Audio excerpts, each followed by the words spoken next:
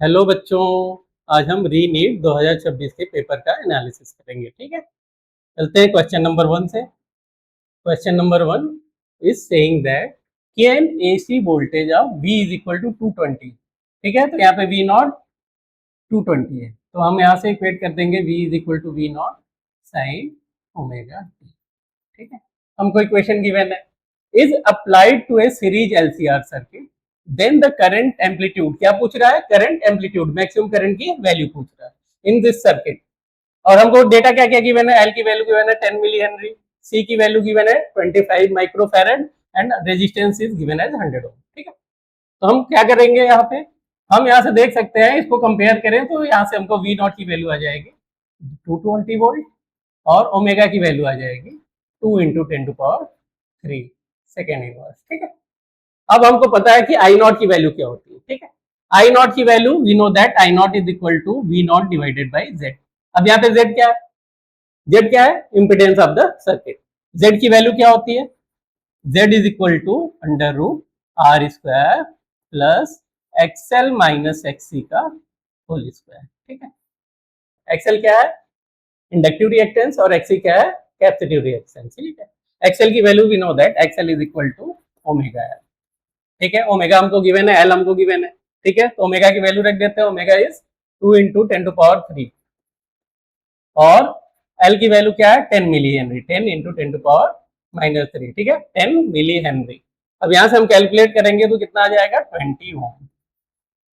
ठीक है, एक्सी की वैल्यू कैलकुलेट करते हैं। एक्सी क्या है? 1 बाई ओमेगा सी। ठीक है, 1 डिवाइडेड बाई ओमेगा, ओमेगा कितना है? 2 इंटू 10⁻³ और सी की वैल्यू कितनी है? सी गिवन है 20 माइक्रोफैरड। ठीक है, 25 माइक्रोफैरड, सॉरी 25 माइक्रोफैरड। ठीक है, अब देखिए, अब नीचे क्या हो जाएगा? 10⁻³ यहाँ पे 10⁻⁻6, तो कितना हो जाएगा? 10⁻³ और नीचे हो जाएगा 1/50 इंटू 10⁻⁻3, -3 ऊपर चला जाएगा 10⁻³ डिवाइडेड बाई 50, तो क्या हो गया? 1000 डिवाइडेड बाई 50, इसकी वैल्यू क्या हो गई? 20 ओम। इसकी भी वैल्यू 20 ओम हो गई। अब हम यहां से क्या करेंगे? एक्सएल माइनस एक्ससी की वैल्यू निकालेंगे। एक्सएल कितना आया था हमारा? 20 ओम। एक्ससी कितना आया? 20 ओम। ठीक है, तो नेट रिएक्टेंस कितना हो जाएगा? 20 माइनस 20 इज इक्वल टू 0। तो एक्सएल माइनस एक्ससी क्या हो गया? 0। ये क्या है? ये है हमारा रेजोनेंस की कंडीशन। तो यहाँ पे एक्सएल माइनस एक्ससी क्या हो जाएगा? 0। तो हमको क्या मिल जाएगा यहाँ से? Impedance Z is equal to, sorry Z is equal to R. ठीक है, ये वाला पार्ट क्या हो जाएगा? 0 हो जाएगा, ये वाला पार्ट हो जाएगा हमारा 0। ठीक है, तो z is equal to R, तो z की वैल्यू कितनी हो गई? z की वैल्यू हमको गिवन है आर 100 ओम। ठीक है, क्लियर है? अब यहां से हम आई नॉट की वैल्यू निकाल सकते हैं। I not is equal to V not divided by Z, V not divided by R. V not की वैल्यू अभी हमने देखा था 220 वोल्ट था। ठीक है, 220 डिवाइडेड बाई आर क्या है? 100, तो यहाँ से वैल्यू क्या आ जाएगी? 2.2 एम्पियर। ठीक है, तो कौन सा ऑप्शन सही है? Third option, 2.2 ampere. ठीक है, ये हमारा आंसर है। नेक्स्ट क्वेश्चन में चलते हैं। नेक्स्ट क्वेश्चन कह रहा है कि the mean free path of the molecule in ideal gas is half of that of ideal gas in B. Mean free path of molecule in an ideal gas A, तो mean free path lambda of A is equal to ideal gas is half of that of ideal gas B. तो lambda A half है किसका? Lambda B. ठीक है, lambda A is equal to lambda B by 2। ठीक है, और कह रहा है diameter of the spherical molecule of gas is twice the diameter of molecule of B. तो diameter of A is twice then the diameter of B. Clear है? अब हमको बताना है कि if number density of the gases A and B are Na and B रिस्पेक्टिवली, then the correct option is, 4 option है, उनमें चेक करना है कौन सा करेक्ट है। तो अगर आपको याद हो फॉर्मूला, लैम्डा का फॉर्मूला क्या होता है, lambda is equal to 1/√2 pi D square into N. ठीक है, तो लैम्डा ए और लैम्डा ए और लैम्डा बी के लिए हम लिख सकते हैं lambda A is equal to 1/√2 pi D A square N A, and similarly lambda B is equal to 1/√2 pi D B square N B. ठीक है, अब क्या करें हम, अगर दोनों का रेशियो ले लें, ठीक है, यहाँ पे हम क्या करें, लैम्डा और लैम्डा ए और लैम्डा बी का रेशियो ले लें, lambda A divided by lambda B. ठीक है, 1/√2 पाई तो कैंसिल आउट हो जाएगा। अब यहाँ से उल्टा हो जाएगा, D B square by D A square. ठीक है, इसको इससे हम डिवाइड कर रहे हैं तो ये वाला पार्ट क्या करेगा, ऊपर चला जाएगा, तो D B square divided by D A square into N B by N A. ठीक है, हमको देखिए यहाँ पे lambda A by lambda B की वैल्यू यहाँ से उठा के पुट कर सकते हैं। तो यहाँ से lambda A by lambda B की वैल्यू क्या होगी, हाफ हो जाएगी, लैम्डा बी इसके नीचे आ जाएगा, तो ये हो जाएगा हाफ।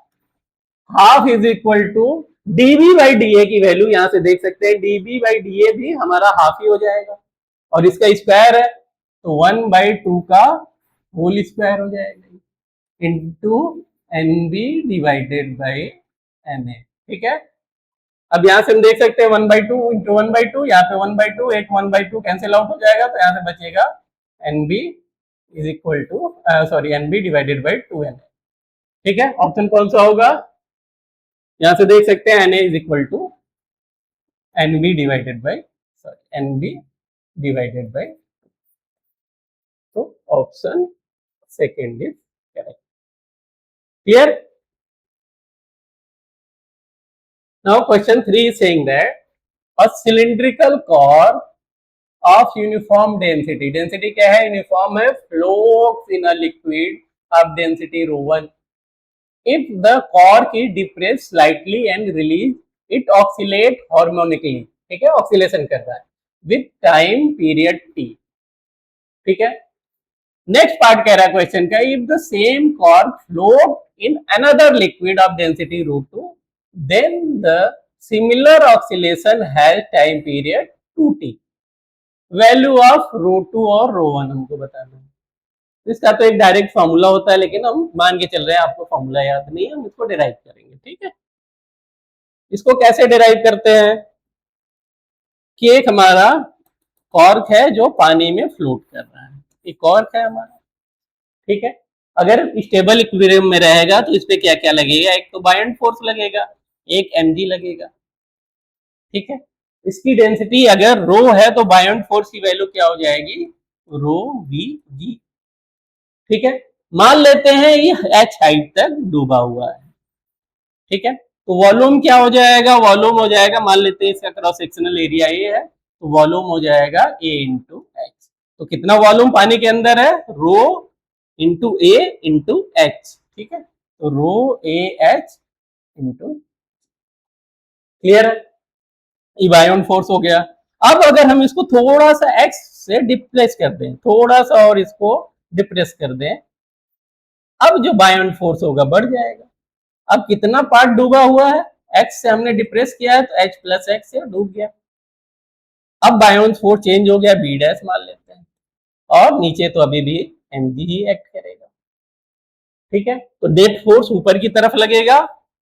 ठीक है, बायंट फोर्स बढ़ गया तो नेट फोर्स अपॉन हो जाएगा, अपॉन फोर्स की वैल्यू क्या हो जाएगी, B dash minus M G is equal to Newton second law से net force is equal to mass into acceleration कर रहे हैं।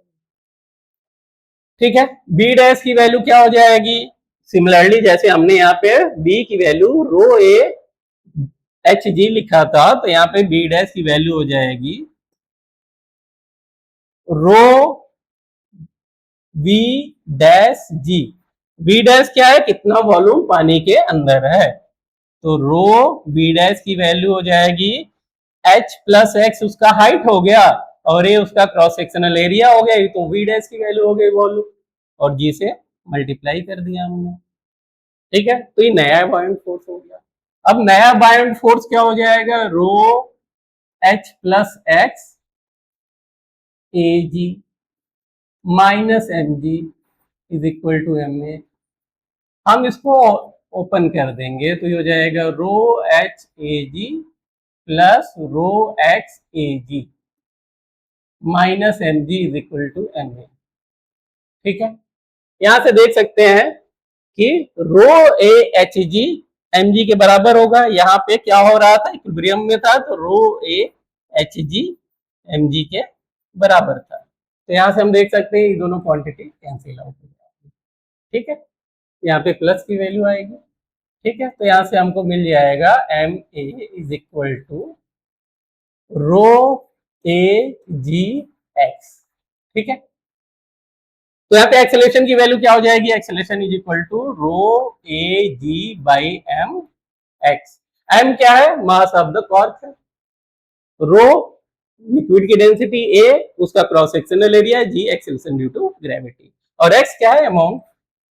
यहाँ पे माइनस साइन आएगा क्योंकि एक्स और ए एक दूसरे के अपोजिट रहेंगे, तो हम इसको क्रिएट कर देंगे एस एच एम के इक्वेशन से, A is equal to minus omega square X. ठीक है, तो यहां से ओमेगा की वैल्यू आ जाएगी under root rho A G by M. यही फॉर्मूला होता है ऑक्सीलेशन का। कोई कॉर्क अगर पानी में ऑक्सीलेट करता है तो उसका फ्रीक्वेंसी का, एंगुलर फ्रीक्वेंसी का ही फॉर्मूला होता है। अब हमको पता है कि टाइम पीरियड गिवन है, तो पहले का टाइम पीरियड क्या है, टाइम पीरियड T1 मान लेते हैं 2 पाई बाई ओमेगा 1, और दूसरे केस में T2 is equal to 2 pi omega 2।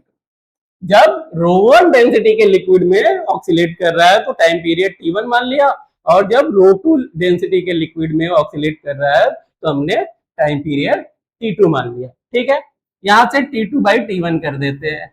T2 by T1 करेंगे तो हमको क्या मिलेगा, ओमेगा 1 बाई ओमेगा 2। ठीक है, यहां से हम देख सकते हैं ओमेगा 1 की वैल्यू क्या होगी, T2 बाई T1। ओमेगा 1 की वैल्यू क्या हो जाएगी, under root rho 1 A G by M, और T1 की, सॉरी T2 की वैल्यू है, और T1 की वैल्यू हो जाएगी rho 1 A G by M. A G by M तो कैंसिल आउट हो जाएगा, तो T2 बाई T1 जो है under root rho 2 by rho 1 हो जाएगा। T2 की वैल्यू क्या है, T2 की वैल्यू कह रहा है 2T है, और T1 की वैल्यू T है, तो यहां से हम बोल देंगे 2T by T is equal to under root rho 2 by rho 1। T से T कैंसिल आउट हो गया। हमको कैलकुलेट क्या करना है, रो 2 बाई रो 1, तो रो 2 बाई रो 1 कितना हो गया, यहां से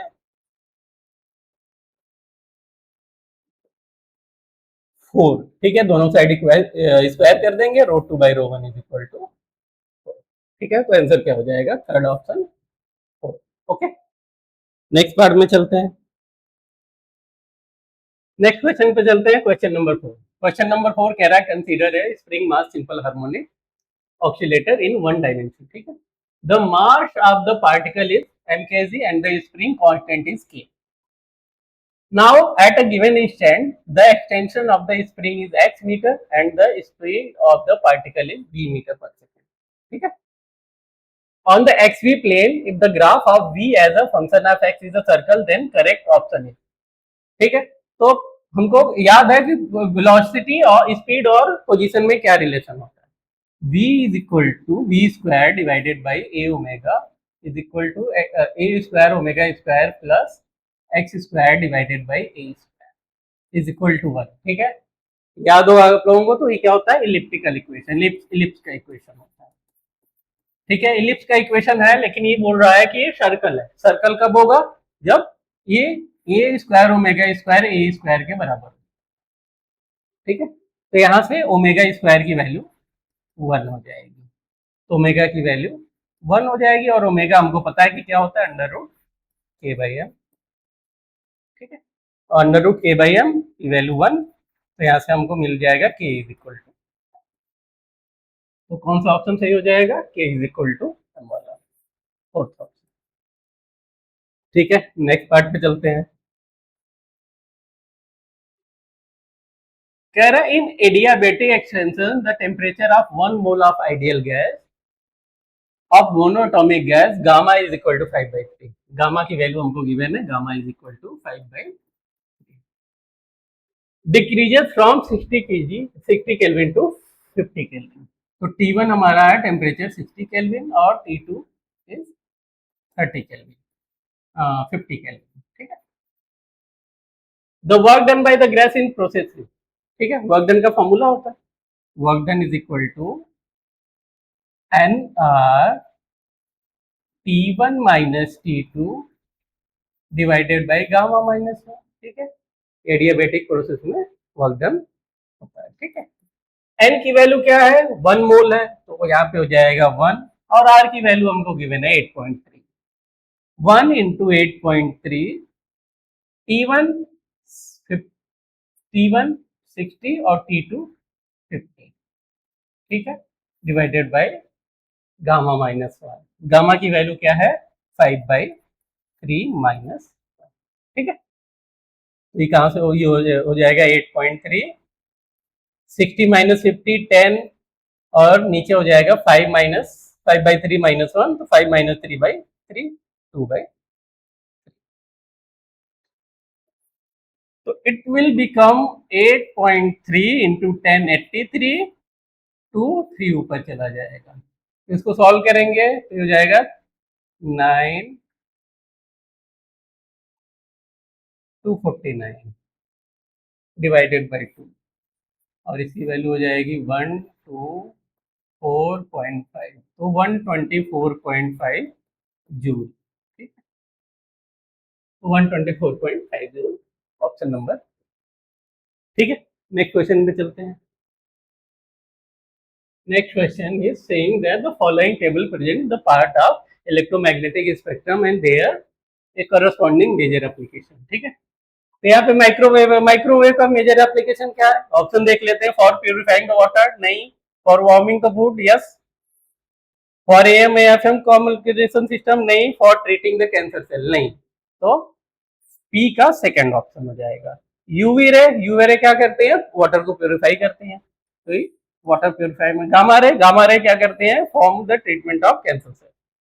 और radio wave for AM and FM communication. ठीक है, तो हमारा ऑप्शन कौन सा होगा, पी का सेकंड, पी का सेकंड, क्यू का फर्स्ट, आर का फोर्थ और एस का थर्ड, ऑप्शन फर्स्ट। ठीक है, नेक्स्ट क्वेश्चन ये कह रहा है unit positive point charge is taken slowly from A infinitely thin tube. ठीक है, इनफाइनाइटली थिन ट्यूब है, यहां से एक चार्ज को ए से यहां से लेके यहां पे लेके बी तक लेके जा रहा है। ठीक है, that is inside a charged dielectric sphere of radius r having uniform positive charge density rho as shown in figure. The initial and final position of charge are marked at A and B. A से B तक लेके जा रहा है, distance 2r and 3r, this is 2r and this is 3r, ठीक है, respectively from the center of the sphere. In this process magnitude of the total work done on the positive charge is this much. तो n की value हमको बतानी है। ठीक है, अब हमको पता है कि इलेक्ट्रिक फील्ड में अगर यहाँ पे इलेक्ट्रिक फील्ड होगी इस चार्ज की वजह से, एक चार्ज पार्टिकल को दूसरे पॉइंट में मूव करते हैं तो उसकी उस पे वर्क डन जो होता है, work done is equal to change in potential energy के बराबर। ठीक है, तो U final minus U initial, जब यहाँ पे है सिस्टम तो U इनिशियल है, जब यहाँ पे सिस्टम ये चार्ज और दूसरे चार्ज का सिस्टम U फाइनल हो गया। ठीक है, तो U final minus U initial, U final क्या हो गया, U फाइनल इस पे मान लेते हैं चार्ज कैपिटल Q है, हो जाएगा के क्यू, और दूसरा जो चार्ज है unit positive charge, unit positive charge 1 divided by R. R की वैल्यू यहाँ पे क्या है, पोजीशन 3r पे, बी पे 3r, माइनस जब ए पे है, इनिशियली जब ए पे है तो के क्यू, इस पे चार्ज क्यू है, यहाँ पे 1 यूनिट चार्ज है, और डिवाइडेड बाय, अभी हो जाएगा के क्यू बाई आर कॉमन ले लेते हैं तो हो जाएगा 1/3 माइनस हाफ। ठीक है, ये हो जाएगा के क्यू बाई आर 6 2 - ठीक है, तो ये हो जाएगा माइनस का के क्यू बाई 6। हमको मैग्नीट्यूड से मतलब है, तो हम क्या करेंगे, बस पॉजिटिव वैल्यू ले लेंगे। तो वैल्यू हो जाएगी वर्क डन की के क्यू बाई 6।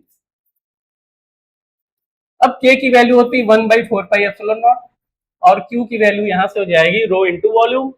इसकी डेंसिटी गिवन है और वॉल्यूम से मल्टीप्लाई कर देंगे तो क्यू आ जाएगा। तो रो इसकी चार डेंसिटी हो गई और 4/3πr³ इसका वॉल्यूम हो गया।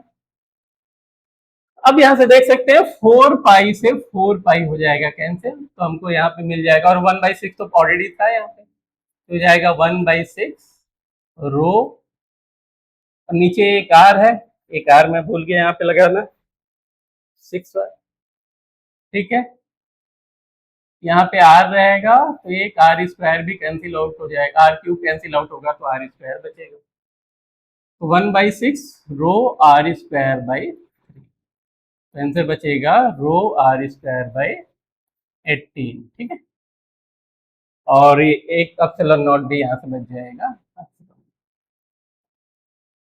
तो हमारा आंसर आ जाएगा रो r square n by epsilon not, और n की वैल्यू क्या हो जाएगी यहाँ पे 18, तो n इज इक्वल टू 18, ठीक है, तो ऑप्शन सेकेंड इज करेक्ट, ठीक है। नेक्स्ट पार्ट पे चलते हैं, 8वें क्वेश्चन पे। कह रहा है beam of light fall on the metal surface such that photo electron are generated if power of light source start from decreasing, ठीक है, लीनियरली विथ टाइम। पावर क्या हो रहा है, टाइम के साथ लीनियरली डिक्रीज कर रहा है। Then variation of photo current I and magnitude of stopping potential with the time is best represented by. तो पावर का फॉर्मूला यहाँ पे देख लेते हैं। पावर का फॉर्मूला होगा energy divided by time. Energy कितनी होगी, N H C by lambda, एक फोटोन की energy H C by lambda होती है। अब हम क्या कर रहे हैं, पावर ग्रेजुअली चेंज कर रहे हैं, तो हम क्या कर रहे हैं, यहाँ पे नंबर ऑफ फोटोन चेंज कर रहे हैं। एन क्या कहता है, नंबर ऑफ फोटोन, ठीक है। यहाँ पे पावर चेंज कर रहे हैं तो लैम्डा वगैरह हम चेंज नहीं कर रहे हैं, हम क्या कर रहे हैं, नंबर ऑफ फोटोन चेंज कर रहे हैं, ठीक है, एन की वैल्यू चेंज कर रहे हैं। एन की वैल्यू डिक्रीज करेंगे तो पावर डिक्रीज होगा, पावर डिक्रीज होगा। अब स्टॉपिंग पोटेंशियल किस पे डिपेंड करता है, विनोद, स्टॉपिंग पोटेंशियल फ्रीक्वेंसी पे डिपेंड करता है। फ्रीक्वेंसी जितना बढ़ाएंगे स्टॉपिंग पोटेंशियल उतना ही बढ़ेगा। तो यहाँ पे फ्रीक्वेंसी को हम छेड़ नहीं रहे हैं, वेवलेंथ को चेंज नहीं कर रहे हैं, फ्रीक्वेंसी को चेंज नहीं कर रहे हैं, तो स्टॉपिंग पोटेंशियल क्या होगा, चेंज नहीं होगा। तो स्टॉपिंग पोटेंशियल का कौन सा ग्राफ बन जाएगा, ये वाला, या तो ये होगा या तो ये होगा, ठीक है, ये स्टॉपिंग पोटेंशियल का हो गया। और जैसे जैसे नंबर ऑफ फोटोन डिक्रीज करेंगे वैसे वैसे इलेक्ट्रॉन का इजेक्शन कम होगा, वैसे वैसे हमारा फोटो इलेक्ट्रॉन भी लीनियरली कम होगा। तो फोटो इलेक्ट्रॉन क्या होगा, वो भी लीनियरली कम होगा। तो हमारा कौन सा ऑप्शन बचेगा, थर्ड ऑप्शन, ठीक है। इसमें क्या होगा, करंट भी इलेक्ट्रिक करंट भी कम हो रही है लीनियरली, और स्टॉपिंग पोटेंशियल चेंज नहीं हो रहा है, ठीक है। तो ऑप्शन थर्ड इसका करेक्ट है, करेक्ट नहीं। अगले पार्ट पे चलते हैं। अब नेक्स्ट क्वेश्चन पे चलते हैं। नेक्स्ट क्वेश्चन कह रहा है कि एक बॉब बी है, मास एम एट रेस्ट पे is hanging vertically from the ceiling via massless string of length 10 metre है। ये 10 मीटर की स्ट्रिंग है, उससे एक मास एम है जो सस्पेंडेड है, ठीक है, और रेस्ट में है, सस्पेंडेड है और रेस्ट में है। और क्या कह रहा है कि a point mass M, a point mass A of mass M, ठीक है, कोई पॉइंट मास है ए जिसका मास भी एम ही है, दोनों का मास एम, ठीक है, travelling horizontally with speed 10 metre पर second hit bob B elastically, bob B को इलास्टिकली हिट कर रहा है। The bob B rises h metre after the collision. अब क्या होगा, कोलिजन होगा तो क्या करेगा, h हाइट राइज करेगा ऐसे, तो ये हाइट हमारी h हो जाएगी। तो h की वैल्यू हमसे पूछ रहा है कितनी होगी, g की वैल्यू 10 मीटर पर सेकेंड स्क्वायर। क्वेश्चन में क्या कह रहा है कि जो कोलिजन हो रहा है इलास्टिकली हो रहा है, इलास्टिकली हो रहा है, तो हम यहाँ पे देख लेते हैं कि दो मास है, एक मास इनिशियली एक रेस्ट में है और एक 10 मीटर पर सेकेंड से आ रहा है, ठीक है, इसका मास भी एम है और पार्टिकल बी, इसका मास भी m है और ये इनिशियली ये रेस्ट पे है। तो इलास्टिक कोलिजन में हमने देखा है इनका स्पीड क्या होती है, एक्सचेंज हो जाती है। तो आफ्टर कोलिजन क्या होगा, ए रेस्ट में हो जाएगा, इसकी स्पीड क्या हो जाएगी, 0 हो जाएगी। बॉब बी जो है वो 10 मीटर पर सेकेंड से मूव करने लगेगा। तो जैसे यहाँ पे कोलिजन हुआ, ये वाला पार्टिकल क्या करने लगा, 10 मीटर पर सेकेंड से इधर जाने। ठीक है, और मान लेते हैं यहाँ पे जाके कहीं रुक गया। तो बॉब है, एच हाइट जाके रुक गया। तो हम यहाँ पे मैकेनिकल एनर्जी को क्या करेंगे, कंजर्व करा देंगे। सारी काइनेटिक एनर्जी यहाँ पे जो होगी यहाँ पे जाके रुक जाएगा, काइनेटिक एनर्जी 0 हो जाएगी, जो भी एनर्जी होगी पोटेंशियल एनर्जी होगी। ठीक है, तो यहाँ पे काइनेटिक एनर्जी 0 हो जाएगी, तो यहाँ की काइनेटिक एनर्जी यहाँ की पोटेंशियल एनर्जी में कन्वर्ट हो जाएगी। तो काइनेटिक एनर्जी यहाँ पे कितनी होगी, हाफ mv², और यहाँ पे पोटेंशियल एनर्जी कितनी होगी, mgh। दोनों एक दूसरे के बराबर हो जाएंगे। तो हाफ mv² पूरी की पूरी किस में कन्वर्ट हो जाएगी, पोटेंशियल एनर्जी में, mgh। m से m कैंसिल आउट हो गया। v² is equal to 2gh यहाँ से हो गया। हमको कैलकुलेट क्या करना है, h, तो h is equal to v² by 2g। v की वैल्यू हमने अभी अभी कैलकुलेट करी कि जैसे ही लाइट कोलिजन होगा v की स्पीड 10 मीटर पर सेकेंड हो जाएगी। तो ये हो जाएगा हमारा 10 का स्क्वायर डिवाइडेड बाई 2 इंटू 10, तो 100 बाई 20, ऊपर 100 नीचे 20, तो h की वैल्यू क्या हो जाएगी, 5 मीटर। क्लियर है? तो ये रहा हमारा ऑप्शन नंबर 1। ठीक है, अगले क्वेश्चन पे चलते हैं। कह रहा है ideal gas made of polyatomic. ठीक है, एक आइडियल गैस है made of polyatomic molecules. Each molecule है 3 translational, 3 rotational and f number of vibration mode. यहाँ पे वाइब्रेशनल मोड गिवन है। एक वाइब्रेशन मोड में 2 डिग्री ऑफ फ्रीडम होते हैं, एक वाइब्रेशन मोड में 2 डिग्री ऑफ फ्रीडम होते हैं। एक काइनेटिक एनर्जी, जैसे कोई बॉडी आप सिलेक्ट कर रही है तो उसके पास कौन कौन सी एनर्जी होगी, काइनेटिक एनर्जी और पोटेंशियल एनर्जी। ठीक है, तो उसके पास 2 डिग्री ऑफ फ्रीडम होते हैं। तो अगर f number of vibration mode है तो कितने डिग्री ऑफ फ्रीडम हो जाएंगे, 2f। ठीक है, तो अब यहां से हम देखेंगे ट्रांसलेशन वाली, उसके पास ट्रांसलेशन वाली 3 है, रोटेशन वाली 3 है, और ड्यू टू वाइब्रेशन, वाइब्रेशन वाली कितनी है, 2f हो जाएंगी। ठीक है, अब हमको और क्या क्या गिवन है, cp बाई cd गिवन है, दैट मीन्स गामा गिवन है, और f की वैल्यू बतानी है। ठीक है, तो एक फॉर्मूला होता है कि gamma is equal to 1 plus 2 by f। ठीक है, gamma is equal to 1 plus 2 by F.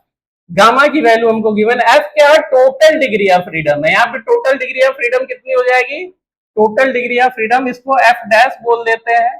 तो एफ डैश क्या है, total degree of freedom, F dash is equal to 3 plus 3 plus 2f, 6 plus 2f।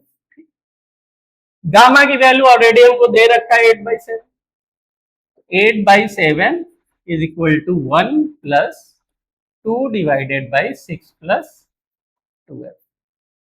ठीक है, अब बस इसको सॉल्व कर लेना है। तो 8/7 minus 1 is equal to 2 divided by 6 plus 2f, ये हो जाएगा 1/7, और ये हो जाएगा 2 डिवाइडेड बाई 6 प्लस 2f।